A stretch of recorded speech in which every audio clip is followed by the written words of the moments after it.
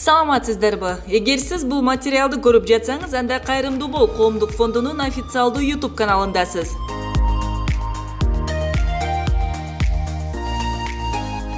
Алгач видеону баштаардан мурун биздин каналга катталып, подписаться кнопкасын басып коюуну унутпаңыз. Демек, сиз бул кнопка аркылуу кайрымдуулук кылып жатасыз. Анан албетте коңгуроону күйгүзүүнү унутпаңыз, себеби биздин видеолорду алгачкылардан болуп көрө аласыз. Бул сиз үчүн өтө оңой, а биз үчүн абдан маанилүү.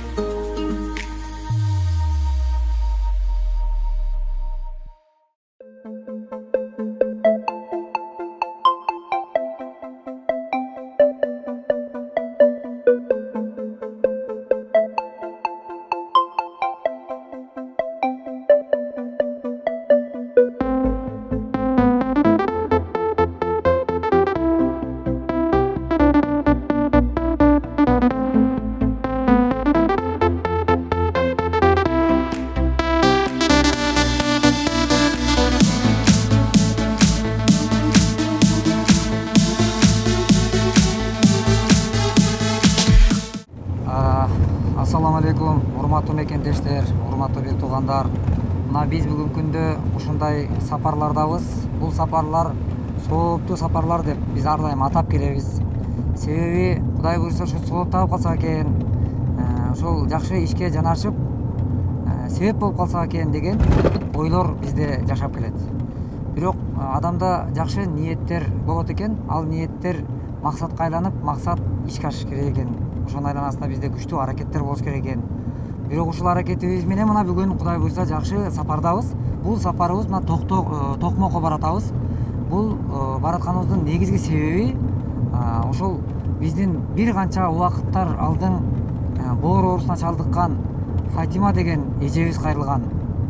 Ошол Фатима эжекебиздин кайрылган кезде биз ошол Баткен областында барып, жагдайы менен жакындан таанышып, ошол өмүрлүк жолдошу өтүп кеткен, ошол чиедей балдарым жаш, ушулар жакшы күн көрсө экен деп бизге аябай өзү кыйналып жатып дагы балдарын айтып, жүрөгүбүздү бир эзилте бир эмеге алып, биз аябай бир жүрөгүбүз ооруган.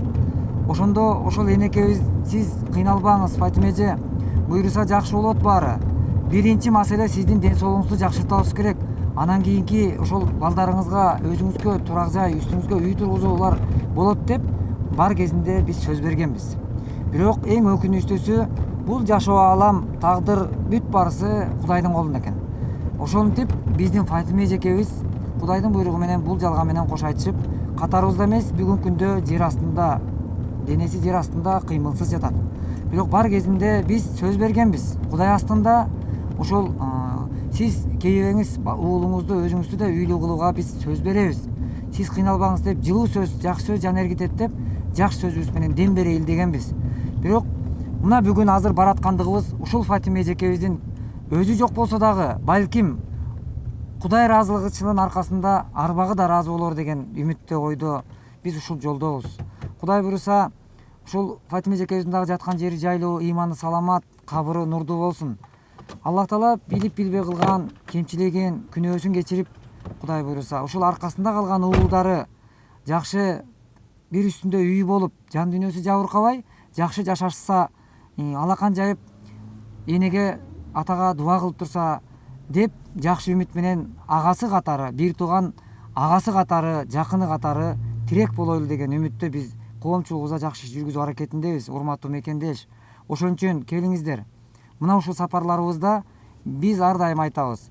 Биз кыймылда болуп турсун десеңиз, бул Кайрымдуу бол фонд жетимдин, жесирдин үйлүү болушуна себепкер болсун, жакшы иштери көп болсун дей турган болсоңуз, биз бир денебиз. Бул Кайрымдуу бол коомдук фонд бир дене. Элибиз, журтубуз биздин каныбыз. Кан айланып турган жерде сөзсүз түрдө бир дене кыймылда болуп турат. Кан айлануусу токтогон кезде бул дене дагы кыймылсыз калат деген Бизде ушундай түшүнүк бар. Ошон үчүн урматтуу мекендеш, келиңиздер, кыймылда болуп турайлы ар дайым. Сооптуу ишке кол сунуп турайлы.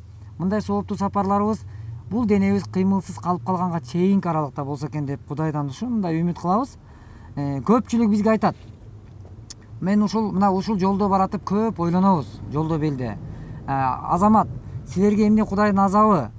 Ушундай күндүн ысыгында Кудайдын азабын тартып ал жака эмне бар силерге? Силерде чоң кызыкчылык болсо керек деген айрым мекендештердин ойлору бар. Мен ушул жерден да туруп ушул суроону бергендерге жана берейин деп аткандарга берген жообум болсун деп ойлойм. Бул күндүн ысыгында жол жүргөндүгүбүз азапка жатпайт деген түшүнүктөбүз. Күндүн суугунда, кыштын ызгаар суугунда дагы жолдо жүргөндө ал бир жашоонун сууктугу деп да сезбейбиз. Себеби ден соолугунан кыйналып төшөктөн тура албай жаткан адамдыкы азап болуп атат. Ошол үй жайы жок жетимдин, жесирдин жашоосу азап болуп атат. Биз кайсыл азап, кайсыл жыргал экендигин тандап билсек деген ойду айткым келет. Ошон үчүн урматтуу бир тууган, биз сүйүнүү менен баратабыз, кубануу менен баратабыз. Анткени ошол жетимдин башынан сылап кой деп пайгамбар алейхисалам дагы жол көрсөткөн.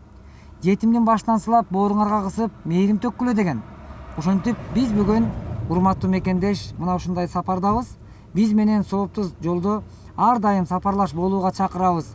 Келиңиздер, колдоо көрсөтүп, бирибизге жөлөк болойлу, себеп болойлу. Сапарыбыз байсалдуу болсун.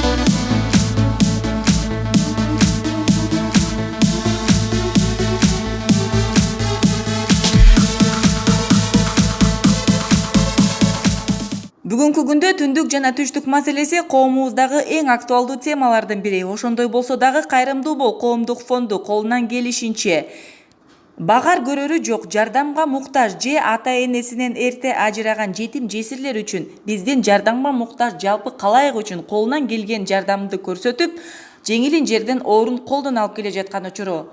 Бүгүн дагы алыскы өрүк зарлуу Баткенден келген.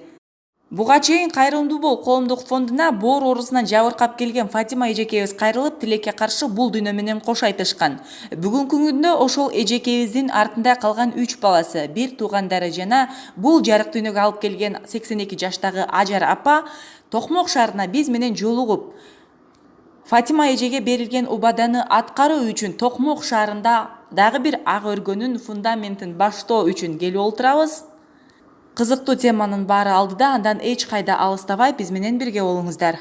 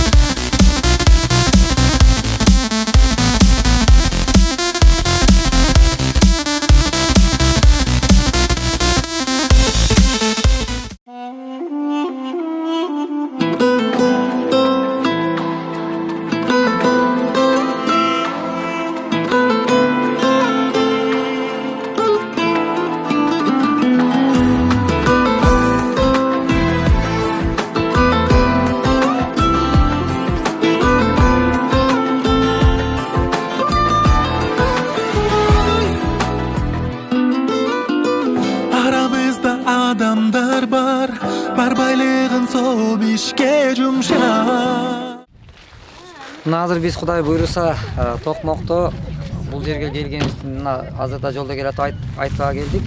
Бул жерде ушул турак жай салуу маселеси боюнча мындан бир канча айлар мурда сөз бергенбиз. Жигит сөзүнө тура билиш керек. Кыргызда ушул жакшы сапат касиети бар. Оостон сөз чыкканча сөз жигиттин кулу, Оостон сөз чыккандан кийин жигит сөздүн кулу. Бул сөз өзү чындык. Анткени бул өтө терең маанини камтыган сөз. Бул жерде мына Кудай буйрса Алсыздарды сыйлай, өмүр кыска өтө берет, кербен сыймал жолдорун улай.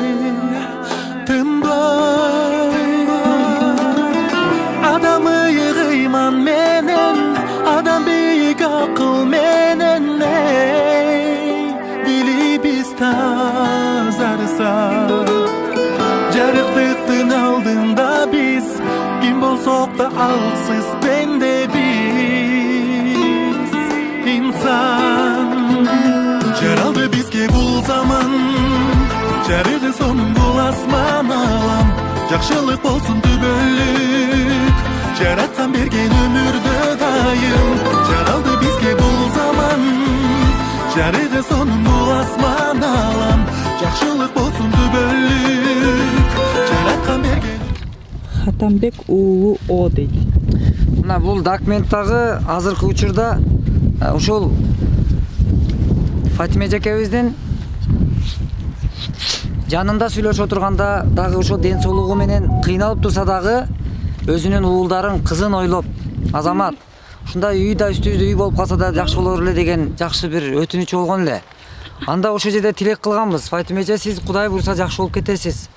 Адамзат үмүт менен жашайбыз. Үмүтсүз бир гана шайтан. Адамзат үмүт менен жашайт. Сиз капа болбоңуз.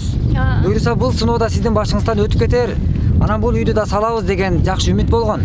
Бирок бул жерде өкүнүчтүүсү бүгүн эжекебиз жер үстүндө эмес, жер астында жаткандыгы өкүндүрөт. Бирок бул тагдырга аргасыз баш ийебиз. Мына ушул жер дагы Фатима эжекемдин наамына жазылып, ушул жерди колуна, ушул китепти колуна алып, үстүмдө үйүм туруп, бала чакам менен жакшы өмүр сүрүп, кызымды өз колум менен турмушка узатсам, уулумду үйлөнсөм деген үмүтү орундалбай бүгүн жер астында жаткандыгы өкүндүрөт. Бирок ошентсе дагы сабыр тилейбиз энелерге. Анан мына азыр ушул кызыл китепти колго алып, буйруса биз сөз бергенбиз.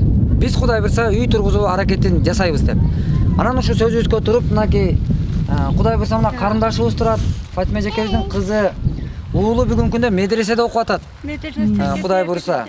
Анан мына ушул жердеги жер тилкеси Кудай буйрса мына ушуну бүт ишке киришүү алдында турабыз. Кудай буйруса. Аллахтын жардамы гана болсун. Берген өмүрдө дайым.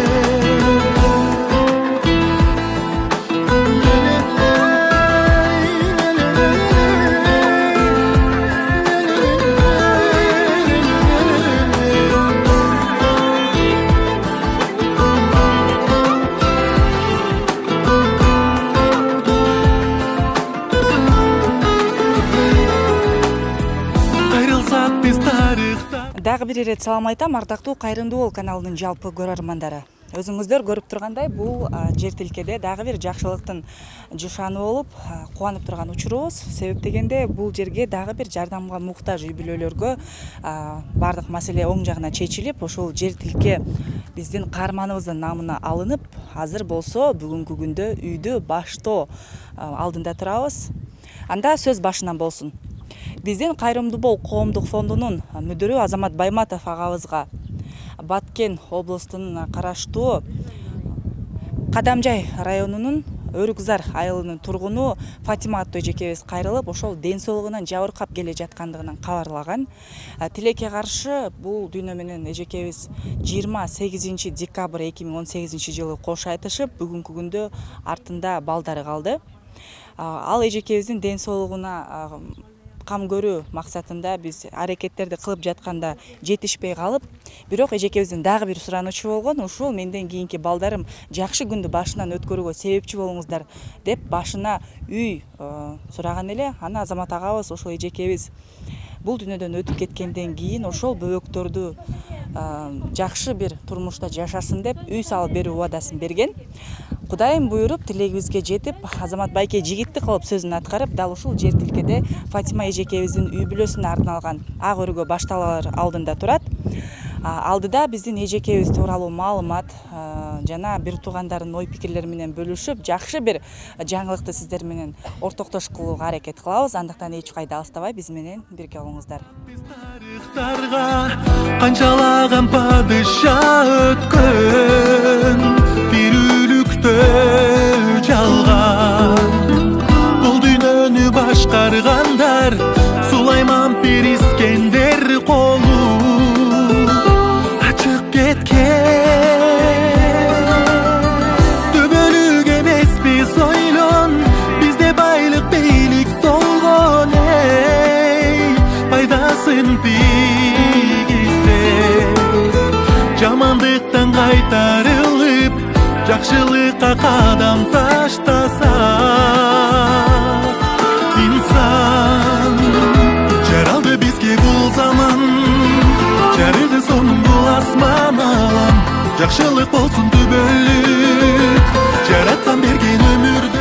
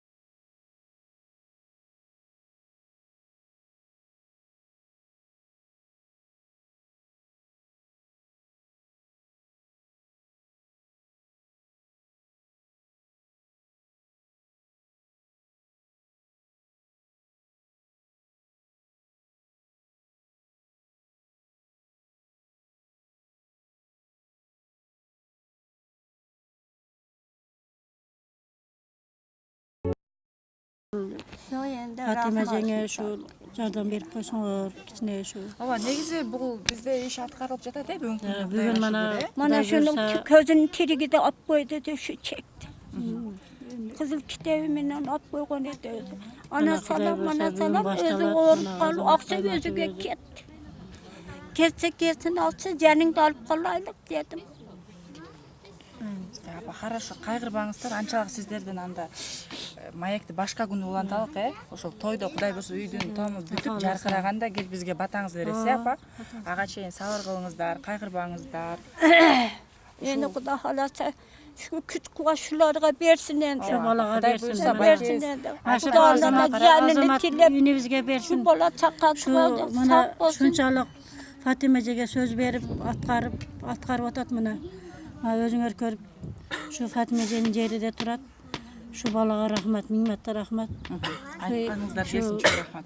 Köşekte Колдосо Кудай Таала Алла Таала разы болсун. Azamat aytып batmasalar. Жақсы болып қалсаңыз Құда қаласа үйіңізді мен тіке қылып беремін деп айтқан. Угул бала чалсыға айтқан сөзіне дөстен шығып жатады. Рахмат, атасыға рахмат, енесіге рахмат. Ооба, ушундай уулду тарбиялаган элди баласы. Азамат агабыздын ата-энесине дагы бир ирет ыраазычылык билдиребиз. Аллах Таала эч нерседен коргобасын. Айтқан сөзіне дөстен шығып, мына кел, bu balаны uşab alış kıyın. Bu oğlukşuğun içini başta iç kör. Келиңиздер апалар, рахмат сиздерге. Дагы бир ирет. Кел сага. Атың ким? Барчынай. Атың Барчынай. Канча жаштасың? 17 жашта. 17 жаштасың, Кудай буйрса 1 жылдан кийин 18ге чыгасың, Сен Фатима эжекенин эң улуу кызысың. Жок, менин эжем бар. Эжең канча жашта? Эжем 20 жашта. 20 жашта, Эң кичүүнүң канчада?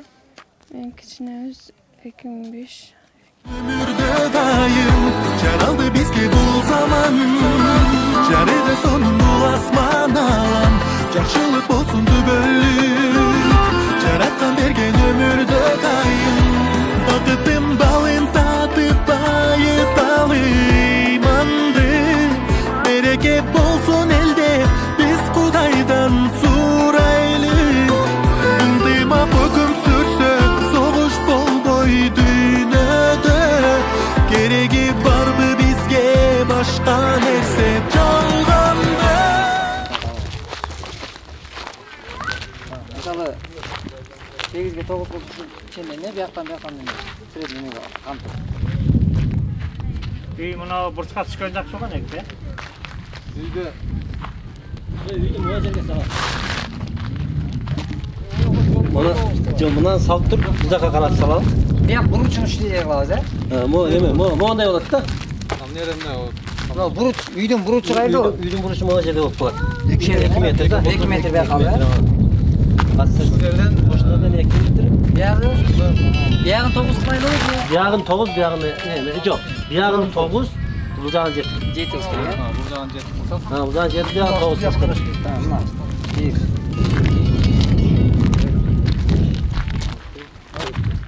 Могу жер болду. Мына ушундай болду. Анан биягы 9. Биягы 9 болсо, ошондой үйдүн асты жагы бул жакка карап калат да. Ооба. Үйдүн кире бериши биякта болуш керек. Кире бериши бул жакта болуш керек да. Түшүнүктүү. Кире бериши биякта болсо. Кудай буйрса. Азамат байке, канча бөлмөлүү үй кылганга буйрса? Бул биздин фонд тарабынан салынган бардык үйлөрдүн размери бирдей, стандарт. Анткени биз өтө чоң кылсак, бул ысырапкерчилик дагы болуп калат экен. Ошол себептен баарын карап көрүп, ушул 7-ге 9 размерде туура көрөбүз. Анткени бул кыш убагында дагы жылытыш маселе жаратып калат. Ошол себептен мындай муктаждыктагы үй бүлө болгондуктан баардык нерсени эске алуу менен бул жерден баягы салганда да материал азыраак кетет. Экинчиден кийинки жашоосунда дагы жылытуу жана башка маселенин баары жеңил болсун үчүн ушул нерселер камтылган. Азыр бул жерде Кудай буйруса 7-ге 9 размердеги үй салынуу алдында турат. Бул участокты биз сатып алган жокпуз. Бул мындай так маалыматтар элде болушу керек. Бул үй Фатима эжекебиз ошол өзү бар кезинде бул жерди сатып алып, ушул жерге бала чакам менен үй салып жашасам экен деген жакшы бир үмүт тилек максаттары орундалбай, мына ушул китеп колубузда турат. Эми ушул жерге Кудай буйруса баарын тактап, анан үй салуу аракетин баштап атабыз буйруса, Кудай насип кылса. Бул үй кандай жол менен бүтүшү керек? Бул эл ынтымагы менен, Кудай буйруса, элдин биримдиги менен, кайрымдуу калктын, боорукер боордошторубуздун, мээримдүү мекендештердин бул ынтымагына муктаж. Ошон үчүн биз дагы ушул жерде туруп чакырык кылабыз. Келиңиздер. Көптүкүсө көл болот деген кыргыздын жакшы сөзү бар. Ата сөзү жашап келет. Пайгамбарыбыз алейхисалам дагы жетимдин башынан сылап, жесирдин курсагын тойгузгула, жакшылык кыла билгиле деп жол көрсөткөн экен. Мына ошондой ушул бүгүнкү күндө бул жерде кимге салынып атат деген суроо боло турган болсо, атасынан да ажыраган, энеден да ажыраган уул кыздарга салына турган кыргыздын эртеңки келечек мууну мына жашнакай үстүндө үйү болуп, жан дүйнөсү жабыркабай жакшы чоңоюшу керек. Буга биз шарт түзүп бергенге милдеттүүбүз. Алардын агасы катары, Кудай буйруса. Аллахтын жардамы болсун. Жақшылық болсын түбөлүк Жараткан берген өмүрдө дайым Жаралды бизге бул заман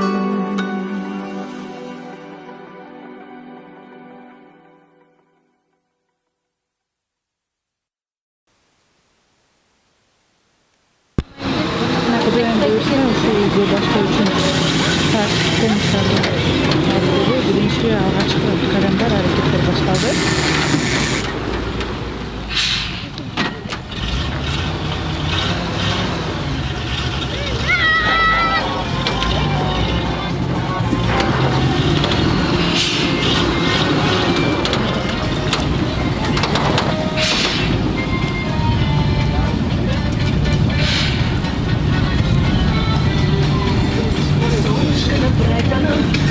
что в Одессе не знаю, на берегу Днепра. И везде, где любят петь, собираются вместе, обязательно поют песни из Москвы. Наливай,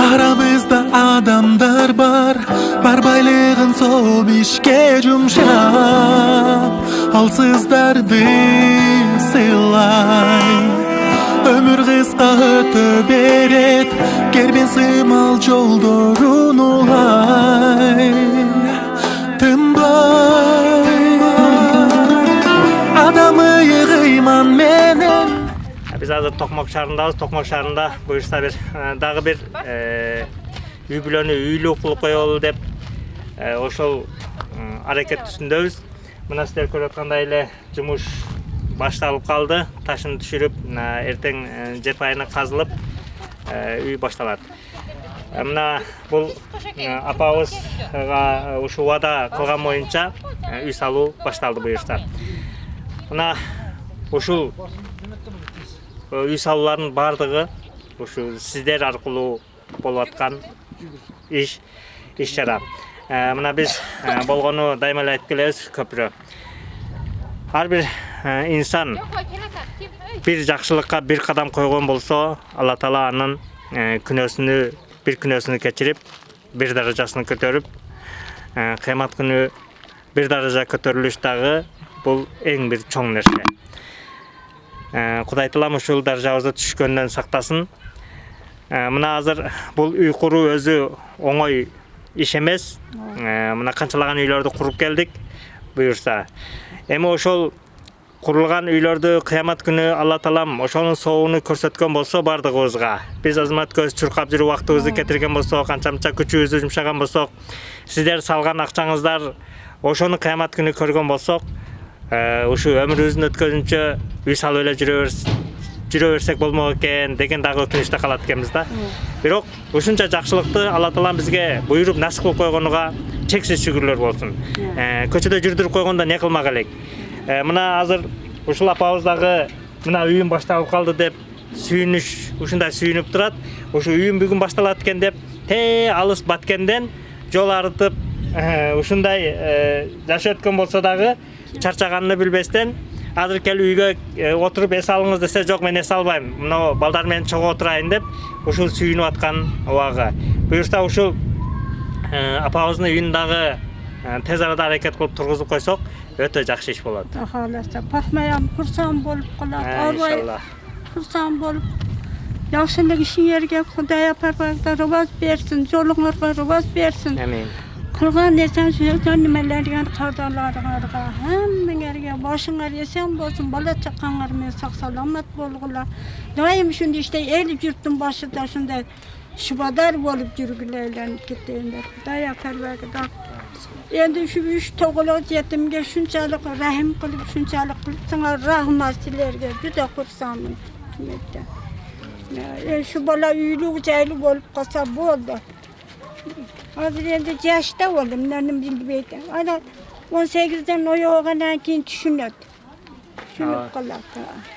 Rahmat shunchalik. Мына Кудай буйруса жакшы иштен баары жараткандын жардамында, Кудай буйруса анан баардык нерсе Кудайдын жардамы менен буйруса биз өтө кубанып сүйүнүп отурабыз бир четинен. Ушул үйдүн башталып калып, мына бүгүн Кудай буйруса бисмилла деп алгачкы кадамдар башталды.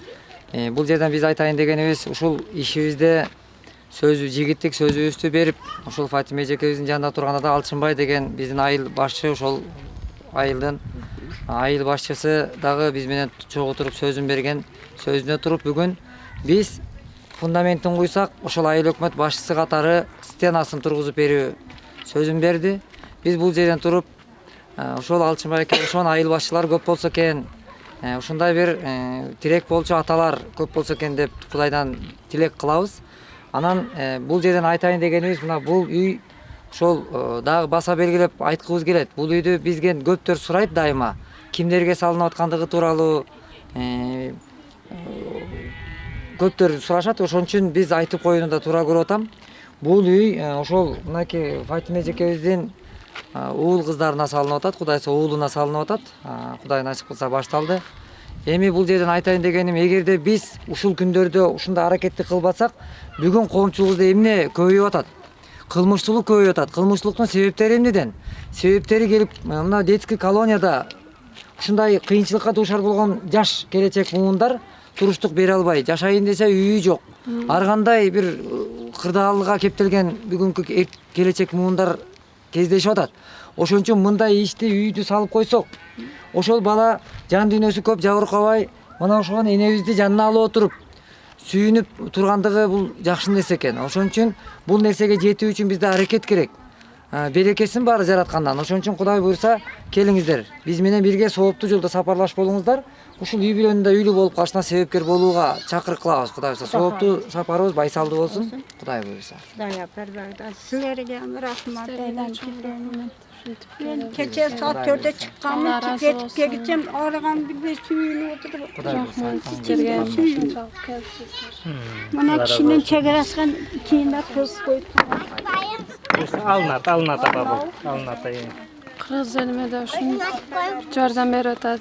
Çoğun rahmat. Çoğun rahmat. Azamat Bey'e de ömrünüz uzun bolsun. Baldarыңыз күн көрөң, çoğun rahmat. Şuntu kayrımda bol fondunu alıp barıp el derdilmesini okup şuntu jardam berip atamiz. Çoğun rahmat. Jardam berip жатасыз. Allah razı olsun. Буйруса айтканың келсин. Кудай буйруса. Кудай разылыгын баарыбыз биргеликте табайлы. Аллах жардам болсун. Dilimiz тазарса, жарыктыктын алдында биз ким болсок да алсыз бенде биз инсан.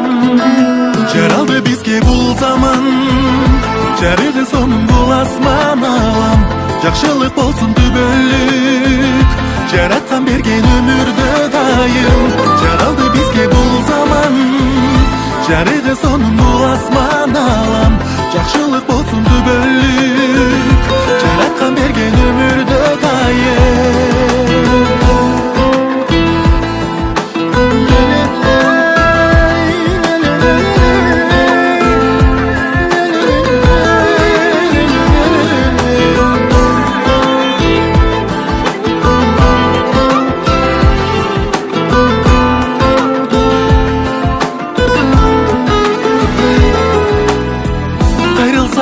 Тарыхтарга канчалаган падыша өткөн, бир үлүктө жалган. Бул дүйнөнү башкаргандар Сулайман бир Искендер колу ачык кеткен. Төбөлүк эмеспиз ойлон, бизде байлык бийлик толгон. Пайдасын тийгизсе, жамандыктан кайтарылып, жакшылыкка кадам таштаса инсан. Жаралды бизге бул заман, жарыгы сонун бул асман алам. жакшылык болсун түбөлүк